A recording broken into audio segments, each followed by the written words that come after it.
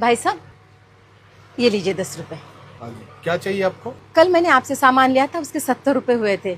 मैंने आपको 100 का नोट दिया तो आपने मुझे 30 रुपए के बदले 40 रुपए दिए। और ये बात मुझे घर जाके पता चली।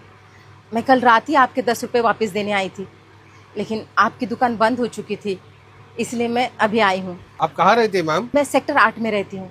वहाँ से यहाँ तक 5 किलोमीटर, आप 10 रुपए वापस करने आए हो? अगली बार सामान लेने आती तब दे देती। और इस 10 रुपए से मुझे कोई फर्क नहीं पड़ता। भाई साहब, मेरे पति अब नहीं रहे, लेकिन वो हमेशा कहते थे किसी का पैसा नहीं रखना चाहिए। जिसका पैसा है वो चुप रह सकता है, लेकिन हमने अगर किसी के पैसे रख लिए, ऊपर वाला सबका हिसाब करता है।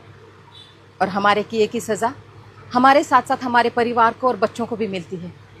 नमस्ते भैया। रमेश, दुकान पे ध्यान दे, मैं आ रहा हूँ।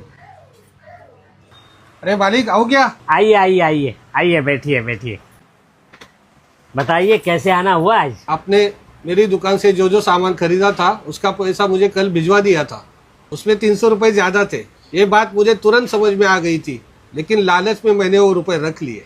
अगली बार के बिल में हम एडजस्ट कर लेते थे वो 300 रुपए। भाई साहब, अगली बार किसने देखा है? इसलिए आपका पैसा लौटाना बहुत जरूरी था। ऊपर वाला कब कैसे हिसाब चुकता करे, ये किसने देखा है? शायद इसकी सजा मेरी बीवी बच्चों को भी लग सकती है। ये लीजिए आपके 300 रुपए। नमस्ते।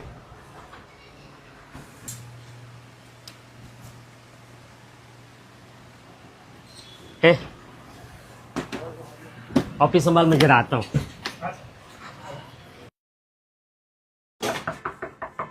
जी बेटा, घर में कोई है?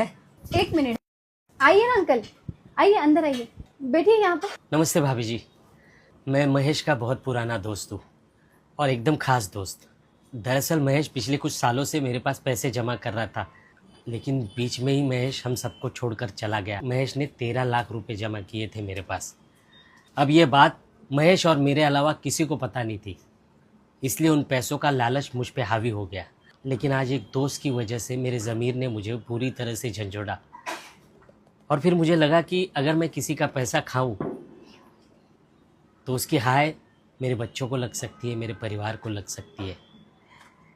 शायद महेश भी हमेशा यही कहता था।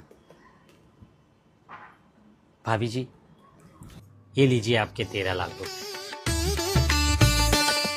इस दिवाली आप भी किसी की अंधेरी जिंदगी में उम्मीद का एक दिया जलाए। हैप्पी दिवाली।